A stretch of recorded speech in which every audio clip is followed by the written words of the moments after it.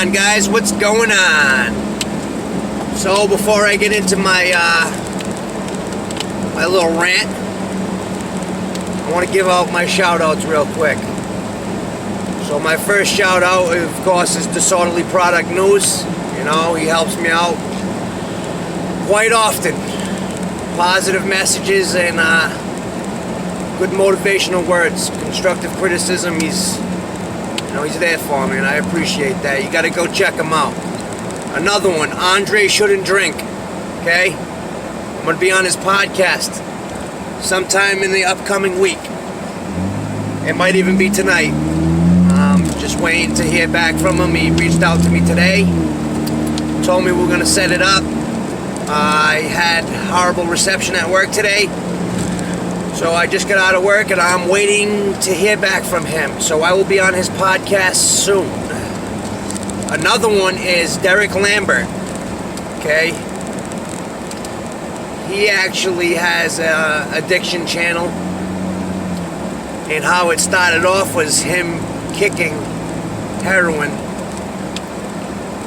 His first couple videos is him going through it, and I was there before, so I can relate in everything that he was going through. I was there and I've done it, so more power to him, man, because that shit ain't easy by any means. And for him to do that on camera, it's tough. It's tough. So Derek Lambert, go check him out. YouTube. There's one more, and her channel name is Real Talk Recovery, or Recovery Real Talk.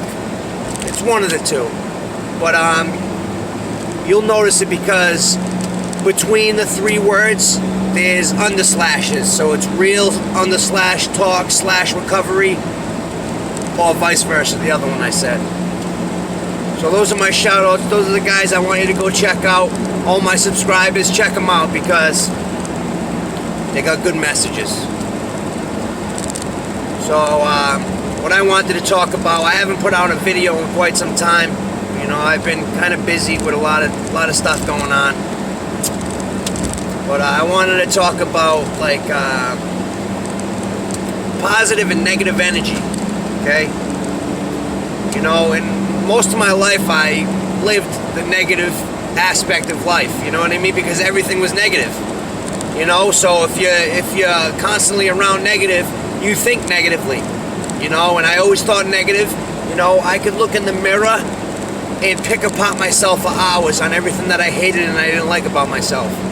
And that was even before drugs. I was very self-conscious about my appearance and my looks, my teeth. My teeth are a little jacked up. I mean, it's nothing major. Everybody says that it's really not that big of a deal, but to me it is. There's a lot of things that I can pick apart myself, and I no longer do that because I'm happy with who I am, and where I came from. And that's one of the biggest messages that I'm trying to get out there, man, is you can't find downfalls. Because if you keep finding downfalls and all the things that you hate about yourself, you're never going to be able to pull yourself out of it. It's called self-talk. You gotta talk to yourself, and you gotta tell yourself that you're the best. You're the best. You know what I mean? You just gotta tell yourself every day. You can do it, man. You can do it. You're stronger than that. Toughen up. Stop being a little bitch. Tighten up. You want to take wins all day. You know what I mean? You don't want to take losses. What I mean by that is say you get a 15, 20 minute, half-hour workout in the morning. That's your first win for the day. You know what I mean? Getting up nice and early, going downstairs, just getting out of bed is another win for yourself. You know what I mean? Because if you tell yourself, oh, I'm just going to lay down for another half hour, you're making excuses for yourself. You don't got a lot of time in the day to do what you got to do. So the first step is getting up out of the bed, and starting the day. You always want to start your day on a positive note, because usually if you start it on a negative note, the whole day turns to shit. But if you're positive and you're looking forward at everything that you want to accomplish and get done, shit gets done. You know what I mean? Stuff gets better. It gets better over time. You know, you gotta stay in that mode. You know, you can't bitch up, you can't clam up. You gotta fight for what you want. Nobody's gonna give you nothing. You gotta take it. You gotta do it. You gotta be a doer. You know, I was a follower my whole life.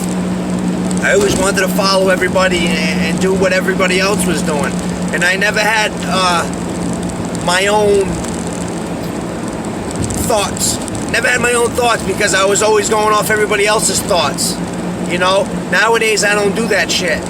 You know, my thoughts are the most powerful thing. That's what's going to keep me going. That's what's going to keep the drive.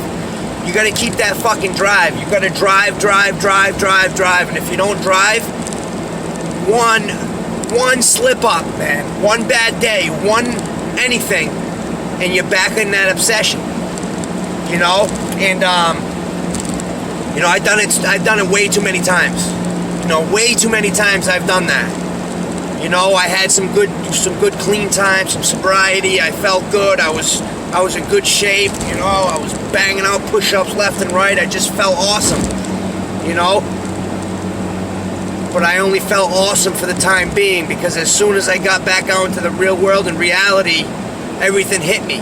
You know what I mean? It's the respect factor is different. Like when you're in prison, there's a lot of respect. Okay. But once you hit the street, the respect ain't there anymore, because you're just a little fish in a huge pond. You know what I mean? And in prison, I mean, that's all you go on is respect and loyalty and your word and all these things. You know, it's called politics. So you feel a sense of like you feel like you're important when you're in the joint. You know, because you have all your boys and you know what I mean? And nobody's going to come out of the side of their neck saying stupid shit. Because you just, you know you're going to get into a fight. You know, but if you do that on the street, I mean, nobody respects you like that. And you probably ain't going to get stabbed or shot. Or, you know, nowadays they don't even fight.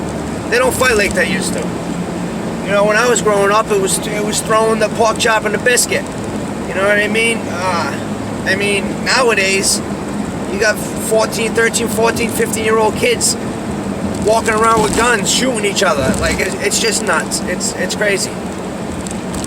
So, you just got to do it for yourself. You can't worry about what everybody else thinks. You know, for the longest time, I thought politics was the thing. You know what I mean? Fuck the rats, fuck the snitches, fuck the cops. You know what I mean? Like, trying to have a different outlook on the police situation. You know, my whole life I grew up not liking cops. Reason being is they were always taking my father away from me. You know what I mean? Every chance fucking that he got home out of prison, he was already getting fucking hemmed up and put back in prison. So that shit bothered me. You know? Like, I used to be outside playing, and my father would come walking into the yard. You know, like, he'd come play with me for like 5-10 minutes, and all of a sudden the fucking cops drive by, and he's booking it into the woods. And like, all of a sudden, 9 cops drive into my driveway, and they start chasing him. And in my mind, I'm a little kid, and I'm like, why are they doing this? Why do they keep taking him from me? You know what I mean? Like, I just got to see him. He just got out. You know, I'm so happy to see him, and he's already fucking gone. He's already gone again. You know, I see now that drugs played a major role in it. But, I mean, I guess it's how you're instilled, you know what I mean? Like my father doesn't like cops. I mean, it's not that I don't know if he likes cops. I mean, I would assume that he doesn't. You know, and, that's just the way that I was growing up, to not. They were just taking them from me. They, you know. But I have to say, like, I had the odds stacked against me because my father was always in that lifestyle, of police and getting arrested and going to jail. And when I was growing up, all these cops, because we lived in the same town, so all these cops already had thoughts about me without actually knowing anything. And there was a couple cops that used to fuck with me quite often. But for the most part, a lot of the cops that I grew up in my hometown were really cool, and they were really nice to me, and they gave me the benefit of the doubt, and they knew that I was a good kid, and they respected my mother. And I can't say anything bad about most of them. There was a couple that I still just, you know, they were in it for the wrong reasons, and there's a lot of cops that are in it for the wrong reasons. You know, I don't like a power-tripping police officer because, you know, it's dangerous. It's just dangerous. You know, but I'm changing my mindset on the whole police situation. You know, because I have kids now. And we need police. Of course we need police. I mean, the world would be havoc if there wasn't any. But it's starting to get a little crazy. I mean, I open my YouTube every day and there's crazy shit that's going on. You know, like a while back there was a law passed where they're able to lie to you and coerce you into believing that they're telling you the truth and they're not. You know what I mean? And they're going to say anything they can to get you to incriminate yourself. So that's why they read you the Miranda rights in the beginning, because they're trying to get you to incriminate yourself so they don't have to do any work. You know what I mean? If you just shut up, they have to work and they have to go figure out what the hell happened and what's going on. And nowadays it's like the trust is gone. The trust is gone. You know, it's absolutely crazy how many people are like stepping up to the police because of the brutality and the bad stuff that's going on in the world. And you know, I see a lot of good police officers doing a lot of good things too. You know, but you don't see that because all you see is the bad. You don't see the good. But it would be a lot nicer to see more good. You know, I feel like the police should go through more training with people skills, because people skills, not everybody has people skills. It's just they don't. You know what I mean? So if you don't know how to talk to somebody and you come up to somebody and you start barking at them and you start telling them what they need to do, they're gonna be like, dude, who the fuck are you? Why are you even talking to me like that? But if you come up and you're respectful and you speak with them like man to man, I feel you got a better chance of getting a relationship with these people. You know what I mean? And it's just getting worse. It's just getting worse and worse. You know, and it's sad. It's sad. But I got off topic again like usual. But I'm ranting and raving. So what I was trying to get at is I was negative about a lot of things, and I'm trying to change that over for positive. You know, I had a couple police officers reach out to me in these past couple months. Ones that I grew up with, ones that are older than me, that grew up with my mother and father. And they reached out to me and they said that I was, you know, they're proud of me and I'm happy that I'm doing the right thing. And they didn't have to do that, you know. And for them to do that and to put their pride to the side and their ego or whatever, you know, because I can't even say these guys, the ones that reached out to me really didn't have an ego. You know, they were always cool to me. They always gave me the benefit of the doubt. One of them actually let me off one night. You know, I was dead to rights. I was shoplifting, you know. And it was an older police officer that caught me doing it. He put me in the back of the car. I was handcuffed. And my buddy pulled up. Went to school with him. He went over to the old man police officer and he just started talking to him. I have no clue what they were saying. I was in the back of the car. But I noticed who it was. All of a sudden, the old man comes back to the car and he opens the door and he lets me out. He says, this is your get out of jail free card. I said, oh man, thank freaking God, you know what I mean? And he knew that I had a problem. He knew that I was on drugs, you know? But what's crazy about it is a lot of his friends and our friends are going through this same issue. So he gave me the benefit of the doubt because he knew what I was going through. You know, and I still remember that to this day, and I'm truly grateful for it.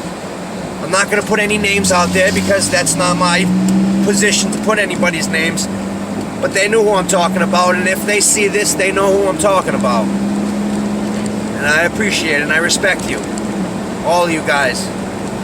You know, but there's some that just will never change. You know, they have a power trip, they have an ego, they were probably bullied as kids, and now they can bully people. You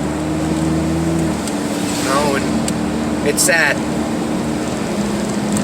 So you got to you got to stay positive. Positivity breeds positivity. You know, negativity breeds negativity, and I'm changing over. I'm changing over to the positive side of life. You know, but a lot of these channels that I watch, they're doing good things. They're doing great things by holding the police accountable. You know, some of these, like, I don't feel that. I mean, I don't know how to put this. They're revenue generators. You know, they're giving tickets. They're taking your hard-earned money for non-violent crimes with no victim. Like, I mean parking tickets and just crazy stuff. Just crazy stuff. You know, and there's no warnings. There's no nothing. It's just, oh, you parked there? Well, the sign's 3 poles down. Like, what, I was supposed to see that sign 3 poles down? You know, but instead of being like, oh, well, the sign's down there, next time don't do that, it's, oh, well, I'm sorry, I already wrote the ticket. You know, and that's not, I mean, that's just crazy. That's just crazy. Because they go and do it and they don't get no tickets because they feel they're above the law. And that's my biggest issue. My biggest issue is they feel like they're in a position where they can do this stuff. And that's why I like the guys that do what they do. They go around, they hold them accountable. But I don't like the ones that are disrespectful. You know, because being disrespectful doesn't get anywhere. It doesn't get you anywhere. All it does is it makes you look like a fucking idiot. You know, you go out and you fucking pester the cops and you do all that shit. That's why I like Disorderly Product, because he doesn't pester them. He fucking makes a dialogue and he's just good. He's good at it. He's good. He's just good, and I can respect him. You know, there's a couple channels that, I mean, they're going into post offices and fucking welfare offices and all these places. Like, I mean, welfare office? Are you kidding me? People are in there for a reason. You know, because they're having tough times, and they, you know, as much as you say you're not putting them on camera, you're walking around with a camera, and if they walk by, they shouldn't, you know, they're going in there to try to get help. You know, if you're gonna go do audits, go do it at the police station, like my buddy does. You know, go do it somewhere where you know that there's an issue. Don't just go because you want it, because you want views and shit, because that's not making a difference. You know, I'm all about making a difference. You know, I played into a negative scene for a long time, and I'm really trying to pay it back and just be positive in my endeavors in life. You know, and it is what it is, you know.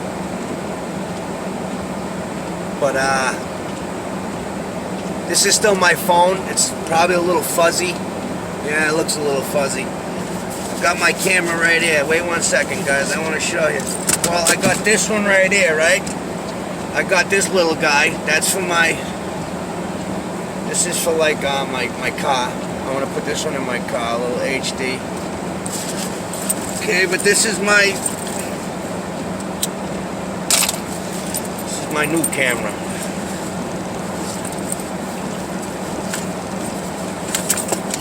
Got the tripod. Got the old fucking tripod. You know? It's what my father calls my cat. Calls him tripod because he's got 3 legs. I find that pretty funny. I catch myself calling him tripod now. His name's Jackson, but we call him Wacky. Because Wacky jumps up on the screen and just stays there on the screen. He used to do it, he doesn't do it anymore. But he used to do it, he was wacky, so we just named him Wacky. But, oh, this is the new piece.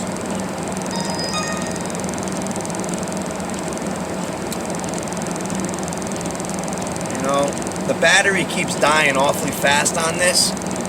So I have another one coming in. I'm sending this one back.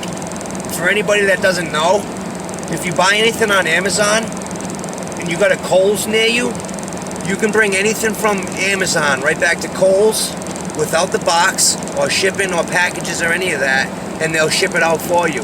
And that's pretty cool, because that sucks having to ship shit out.